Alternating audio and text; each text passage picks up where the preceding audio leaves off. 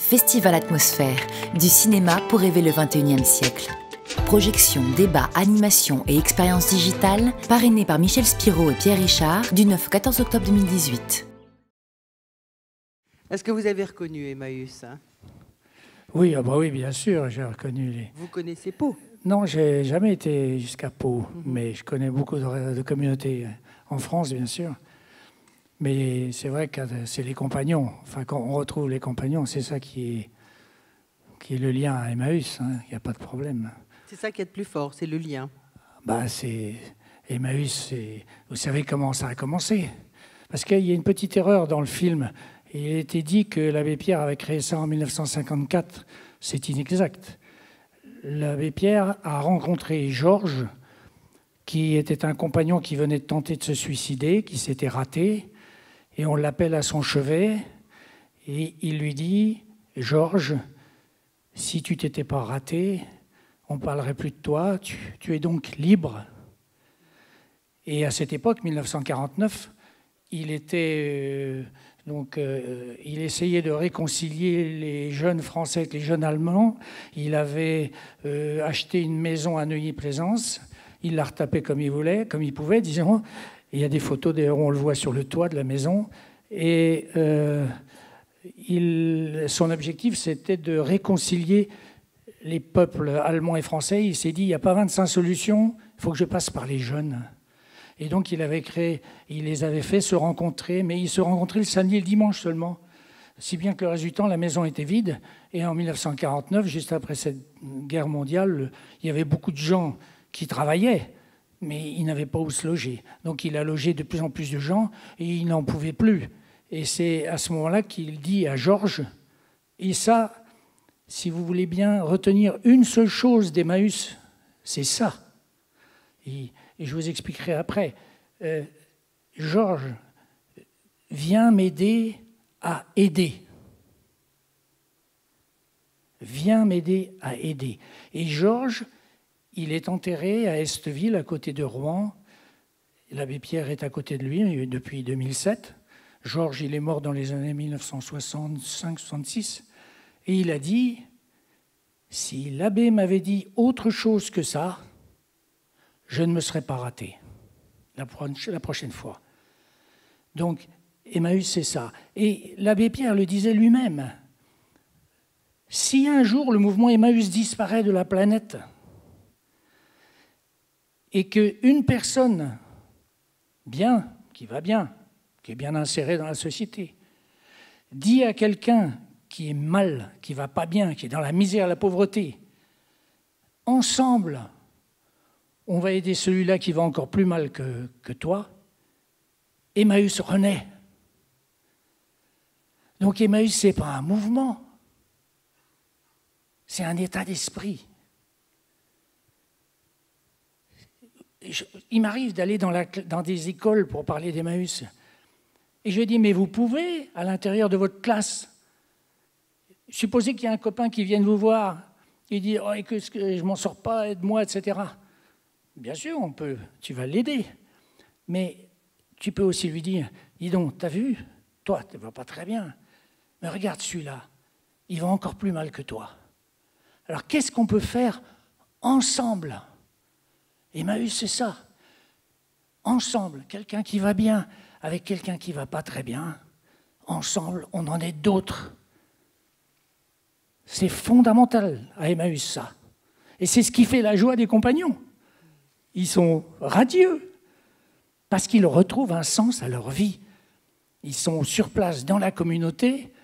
Ils sont arrivés.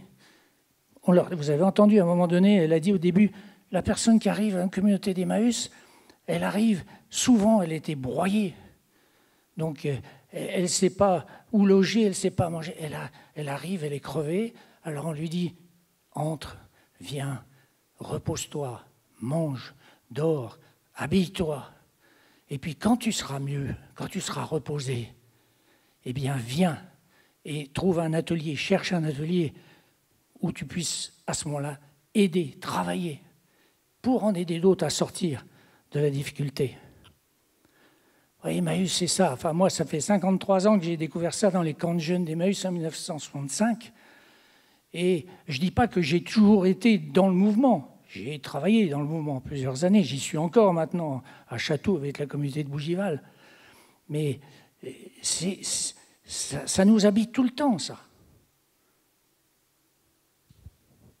C'est vrai. Ah ouais.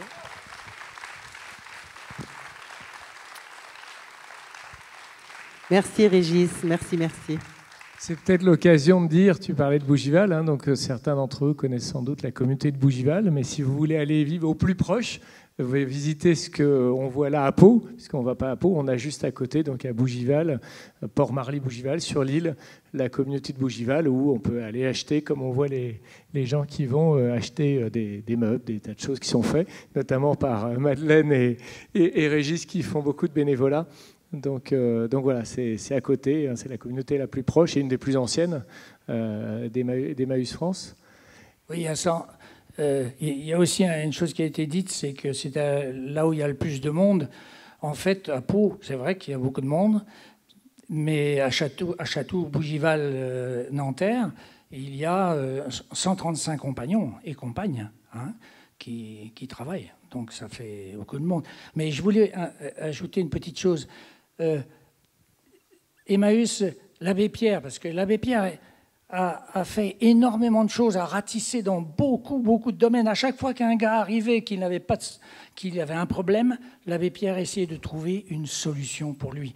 Ce qui fait qu'il a été dans le logement, il a été dans l'insertion. Enfin, l'insertion n'existait pas à l'époque, mais enfin, toutes ces possibilités. Et je pense à SOS Famille Emmaüs. Quelqu'un qui vient, qui est surendetté. Il existe en France 58 SOS Famille Emmaüs. Comment il fonctionne? Il fonctionne comme Emmaüs. C'est-à-dire, il y a une équipe, une association loi 1901, qui s'appelle SOS Famille Emmaüs, et puis elle vient en aide aux familles surendettées. Comment ça marche? Eh bien, l'argent qui est apporté par, en général, une communauté, un groupe de soutien d'Emmaüs, est donné à ce SOS, et quand une famille vient, envoyée par des travailleurs sociaux qui connaissent Emmaüs, et SOS Famille Emmaüs, à ce moment-là, on leur dit à ces familles, vous avez vu des travailleurs sociaux, donc ils vous ont fait un bilan de vos charges, de vos dettes, de vos revenus. Eh bien, on va, à partir de maintenant, tous vos créanciers, on va leur dire, cette famille, vous ne la connaissez plus, c'est nous, SOS Famille, qui allons payer ses dettes. Et alors on le fait, on discute avec les créanciers, on leur dit, attendez, il faut supprimer les intérêts, les frais d'huissier, etc. On va vous rembourser, d'accord? Alors on va vous rembourser sur une petite période, et on dit à la famille, vous allez trouver le tribunal d'instance et vous faites une prise, enfin une saisie sur salaire que vous signez, mais vous allez nous rembourser sur une période beaucoup plus longue. Donc la famille rembourse tous, nous, SOS, on rembourse les créanciers en un temps très court, et la famille nous rembourse en un temps beaucoup plus long. Alors vous allez dire, mais quand on a remboursé tous ces créanciers, elle n'a plus de dette. Eh bien si, elle a encore une dette. C'est vis-à-vis du SOS Famille Emmaüs. Et c'est là qu'Emmaüs intervient. On dit à la famille, vous voyez, vous n'avez plus de dette. Vous allez devenir, à votre tour, acteur de la solidarité. C'est-à-dire que le SOS, des gens qui vont bien, l'abbé Pierre, et vous, famille qui sortez des difficultés, mais qui y êtes encore, Georges, vous allez aider une autre famille à sortir de l'endettement. Vous voyez, c'est vraiment ce système de Georges et de l'abbé Pierre qui, ensemble, en aident d'autres. Aider à aider. Hein, aider à aider. C'est ça la phrase. Hein, c'est exactement ça. Yann Fradin, vous souhaitiez réagir? Là, je vous sentais... Non, juste dire, bon, nous, à Espace, on travaille aussi sur l'insertion, la partie insertion par l'économique.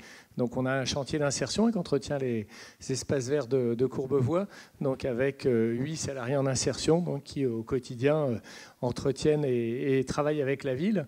Et donc, on est dans ce mouvement, on est cette composante, ce qu'on appelle l'économie solidaire et l'insertion au sein du mouvement Emmaüs.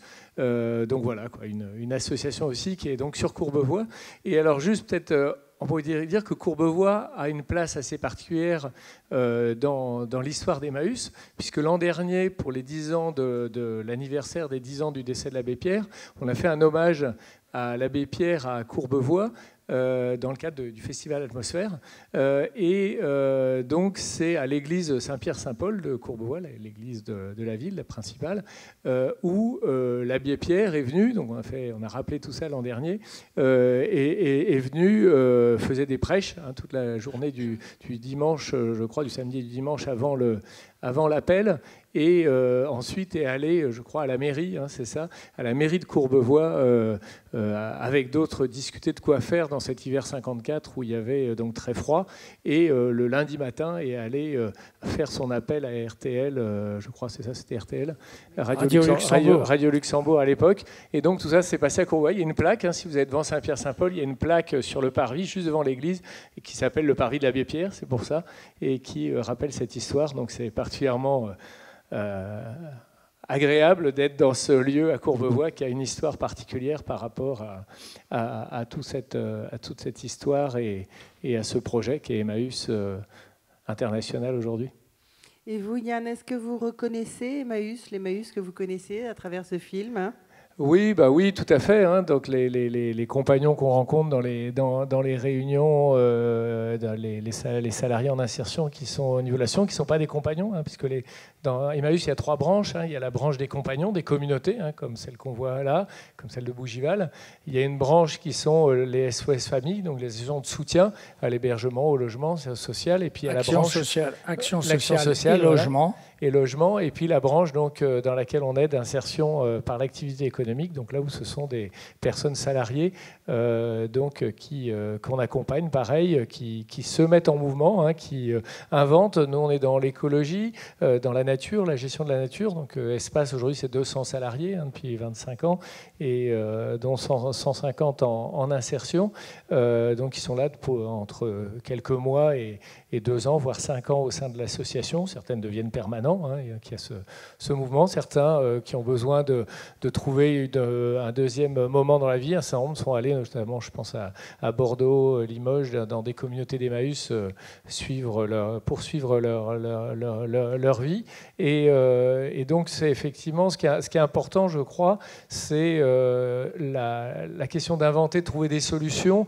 Je ne sais pas, juste avant, certains étaient peut-être là, on a vu le film Après-demain, après demain qui avait lieu il y a quelques années avec Cyril Dion. C'est ça, ce qu'il faut, c'est inventer la société de demain, c'est trouver les moyens, une société beaucoup plus insérante, beaucoup plus solidaire, et notamment dans la question de l'écologie, dans la question de la préservation des ressources. Et de ce point de vue-là, l'abbé Pierre avait vraiment, et le mouvement Emmaüs sont depuis très longtemps dans cette dimension-là, plus souvent par la dimension donc, du recyclage, de la réutilisation des objets. Et effectivement, il y a une nouvelle composante qui est en train de naître au sein du mouvement Emmaüs depuis un certain nombre d'années, qui est cette dimension aussi de la nature, du travail avec la nature, de l'agriculture écologique. Il y a déjà 2 fermes, une 3e est en création de fermes agricoles, notamment qui permet l'insertion de personnes détenues et sortant de prison. Donc voilà, c'est ce mouvement-là qui est un mouvement parmi d'autres. Et certains ont peut-être suivi, au moment de l'élection présidentielle, il y a eu l'appel des solidarités, qui est un grand appel avec 120 ONG qui ont signé, cet appel. Et cet appel, dans les chevilles ouvrières de l'appel, il y avait la Fondation pour la Nature et l'Homme, la Fondation Nicolas Hulot anciennement, Greenpeace et Emmaüs, qui ont été un peu les fers de lance de cet appel, et qui se poursuit avec d'autres actions, avec Cyril Dion et d'autres qui vont se poursuivre dans les mois et années qui viennent. Oui, ce que vous dites, Yann, ça correspond tout à fait à ce que Cyril Dion a partagé avec nous après son film tout à l'heure. Pour lui, l'urgence, c'est d'être ensemble. Parce qu'il dit qu'il y a beaucoup de gens qui font des tas de choses formidables, hein, mais ça reste complètement morcelé. Et là, maintenant, il était un peu déçu par la marche contre le climat, contre le réchauffement climatique aujourd'hui. Hein, il a manifesté très clairement sa déception, il n'y avait pas assez de monde. Et pour lui, vraiment, là, il y a urgence à nous rassembler, c'est-à-dire à ce que tous les gens de bonne volonté se mettent ensemble. Moi, je voudrais une question par rapport au film. Vous avez des personnages aussi rigolos que tout ça, bien sûr. Est-ce que vous avez reconnu quelque chose? Parce que ce film est quand même vraiment très, très intéressant. La façon dont il est écrit, il est vraiment drôle, il est caricatural et en même temps, il est totalement humain. Vous reconnaissez ou ça vous paraît trop caricatural? Non, non, c'était exactement comme ça que... C'est exactement comme ça que ça se passe? Oui, oui, les compagnons. Et à un moment donné, il y a une anecdote qui correspond exactement à ce que j'ai connu à Rouen. Quand il dit il y a une maison à vider, ça se trouve, les gens ont déjà tout vidé avant, et puis ils nous laissent que la merde, quoi. Et j'ai une petite anecdote à ce sujet. C'est à la je crois que c'est la communauté Notre-Dame de Bondeville, à côté de Rouen. Il y avait effectivement une famille qui avait dit il faut vider la maison. Donc ils avaient tout vidé et vous venez chercher. Je parle de ça dans les années 70, hein, c'est plus tout à fait comme ça maintenant. Mais donc ils avaient tout vidé et puis les compagnons étaient venus chercher tout ce qui était dans la maison. Ils avaient ramené ça à la communauté et puis le ferrailleur a commencé à taper sur un vieux fourneau en fonte qui était là. Et dedans, il y avait une boîte à chaussures. Et dedans, il y avait un lingot d'or. Et alors, nous l'avons, quand je dis nous, c'est les responsables, l'ont gardé pendant 1 an et 1 journée. Et puis, personne ne l'ayant réclamé, il est allé à la communauté. Ah, magnifique, magnifique. Mais bon, des gens comme ceux qu'on voit là, bien sûr, c'est les mêmes partout, hein, avec les visages qui sont burinés par... il y a quand même un SDF sur 4 aujourd'hui qui a du travail, qui travaille, mais qui n'a pas de logement. Et des gens comme ça, il y en a malheureusement beaucoup. Hein. Ce qui est intéressant dans le film, ce que montre bien le film, vraiment dans la présentation de l'arrivée dans la communauté, faire la tournée des ateliers, c'est qu'il montre que tout le monde a des compétences, tout le monde peut faire, tout le monde a vraiment de la compétence, sait faire des choses. Et chez nous, sur les chantiers d'insertion, c'est la richesse qu'on a, c'est qu'on travaille, donc, comme je disais tout à l'heure, en équipe de 8. 8, 10 selon les chantiers. Hein. On a 16 chantiers sur l'ouest parisien pour aller vite. Et sur chacun de ces chantiers, ça va de jeunes qui ont 18 ans jusqu'à certains qui sont à la veille de la retraite, 60, 62 ans. Et donc évidemment, il y a une richesse extraordinaire. Et très souvent, les solutions sont inventées quand on a, par exemple, on fait l'entretien des espaces naturels, la rue Château-du-Loir, on fait les jardins partagés, des choses comme ça, on fait des travaux. Et c'est la collecte des biodéchets. Je ne sais plus qui en parlait, non, c'était tout à l'heure avec la collecte des biodéchets. Hein, donc vous savez que Courbevoie est la seule ville de France où tout le monde peut déposer ses biodéchets. Hein. Donc, c'est des déchets de cuisine, des pluchures. Je veux dire, vous pouvez avoir soit, donc c'est l'association qui s'en occupe avec la ville et avec le territoire, POLD, Paris-Ouest à Défense. Vous pouvez, soit on vous fournit, on fait régulièrement des journées, des bacs à compost ou des lombricomposteurs chez vous. Soit, deuxième chose, il y a des bacs dans la ville qui sont répartis quartier par quartier. Il y en a 8, plus tous ceux des jardins partagés. Vous pouvez déposer vos biodéchets. C'est la seule ville de France où c'est possible. Donc, tous ceux qui veulent, donc on vous y encourage. On a multiplié les tournées, parce qu'au début, on avait pris 1 tournée par semaine des bacs, et puis maintenant, on est à 3 tournées par semaine, parce que vous êtes beaucoup à venir déposer les biodéchets.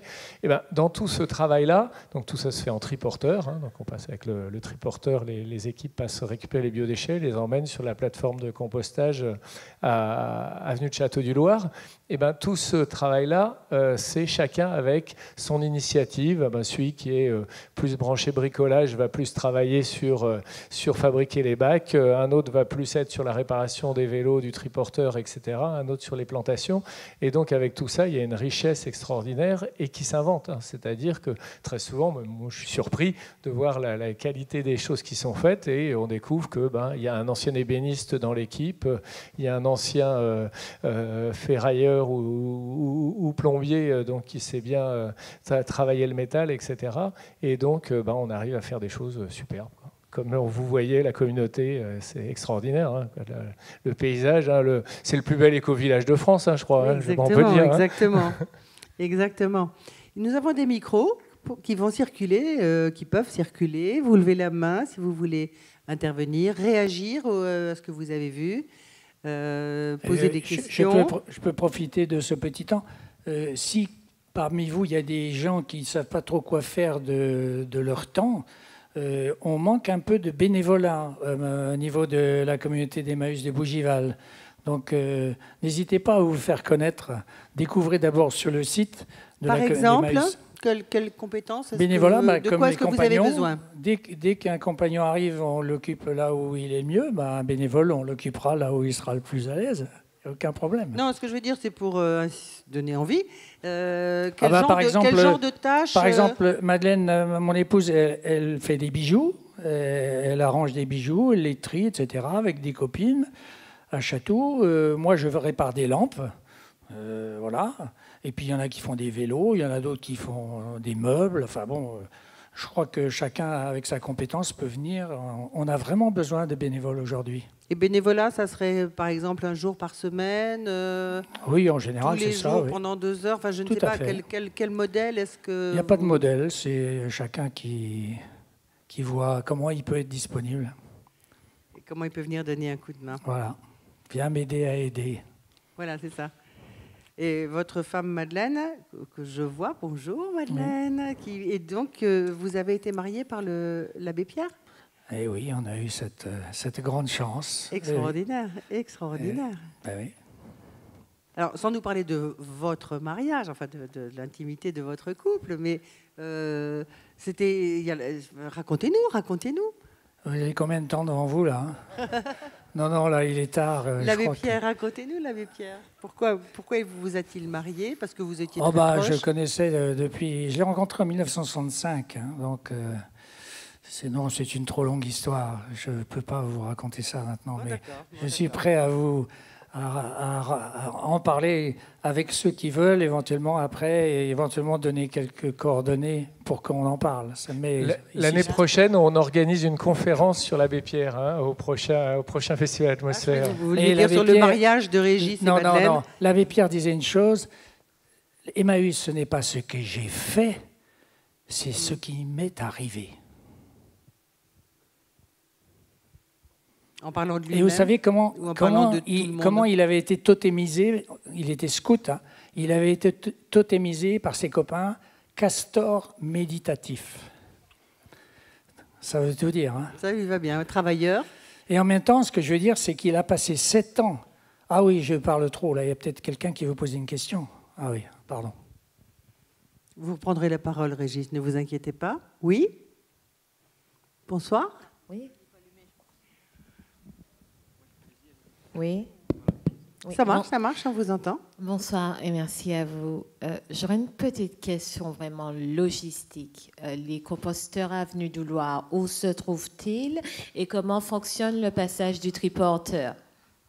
Alors, donc, il y a plusieurs choses. Donc, les bacs à compost, les bacs que vous pouvez avoir sur votre terrasse, sur le jardin pour ceux qui en ont. Ça, c'est des lombricomposteurs. Il y a plusieurs distributions par mois dans l'année qui sont faites. Il y en a une là, il y a le 15 septembre, donc on en fera d'autres. Sans ça, vous pouvez contacter l'association et vous venez les chercher. On vous donne rendez-vous à Château-du-Loir donc pour les récupérer. Et puis sans ça, pour ceux qui n'ont pas de place ou qui ne souhaitent pas le faire chez eux, Donc, il y a des bacs à compost qui sont répartis un peu partout dans la ville. Vous avez ça sur le site internet de l'association ou de la ville.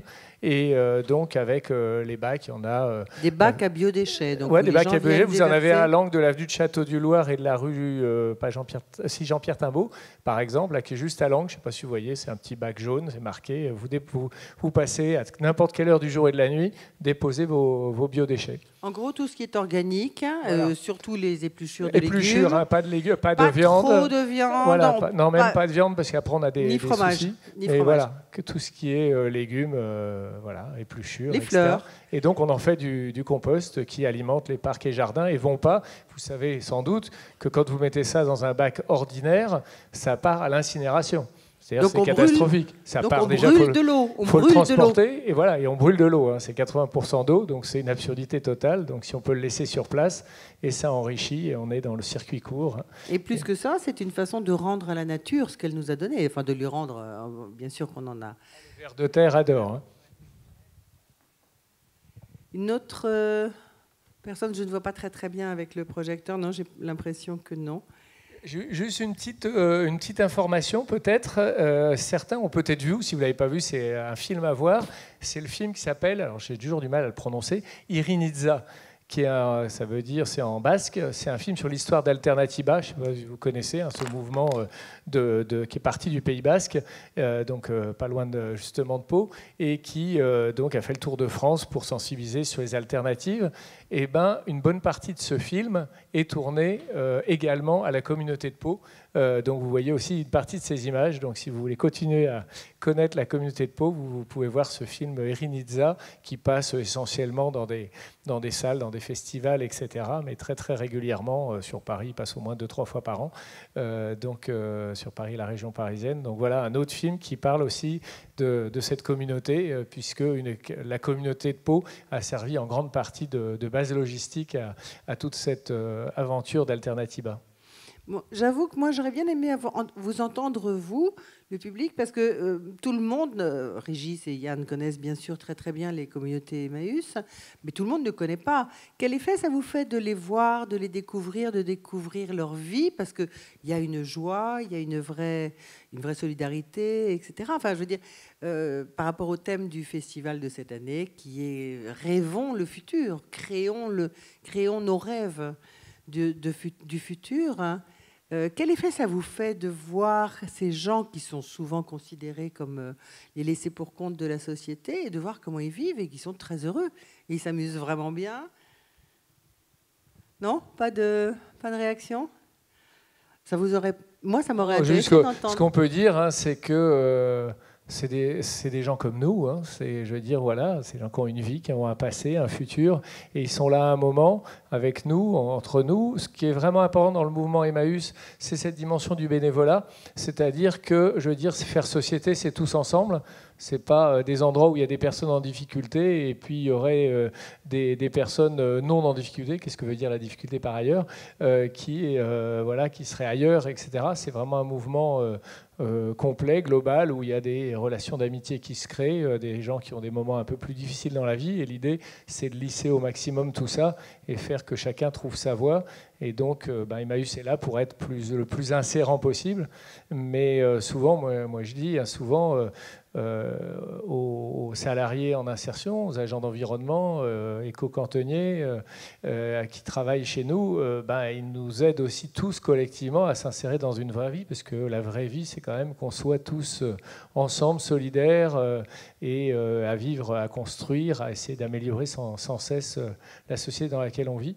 Et donc voilà, quoi. Donc c'est un ensemble de personnes, les jardiniers courbevoisiens. Hein. Courbevoie est aussi la ville où il y a le plus de jardins partagés en Île-de-France. Hein. Je veux dire, c'est une ville très jardinière, et donc puisqu'il y a, je crois, 6 jardins partagés actuellement dans la ville, donc avec chaque fois une quarantaine de familles qui jardinent et qui aussi font partie de tout ce mouvement-là, puisqu'ils sont adhérents d'Espace Emmaüs. Il y a beaucoup de travail qui se fait aussi dans les écoles avec les enfants, sur le jardinage, les petits jardiniers, on l'a présenté l'autre jour. Bon, moi j'ai particulièrement apprécié de voir ce film, parce que c'est une communauté, enfin les gens d'Emmaüs, on ne les voit pas souvent. Je veux dire, on ne voit pas leur vie, on ne voit pas comment ils vivent. Et grâce à ce film, qui est joli, qui est drôle, qui est vraiment, vraiment sympa, j'ai l'impression que ça ouvre quelque chose et que ça nous permet de mieux les rencontrer. Peut-être d'avoir moins peur. Et puis ce que je voulais rajouter, c'est quand même qu'Emmaüs, c'est environ, Emmaüs en France, c'est environ 16 000 personnes. Vous avez 4 200 compagnons, environ compagnes et compagnons. Vous avez environ 4 000 salariés. Et le reste, c'est des bénévoles. Bien, écoutez, toujours, la parole est toujours à vous si vous le souhaitez. Et puis, sinon, nous allons nous quitter pour ce soir parce que quand même la journée a été riche. La journée a été vraiment bien pleine. Merci. Merci de votre présence.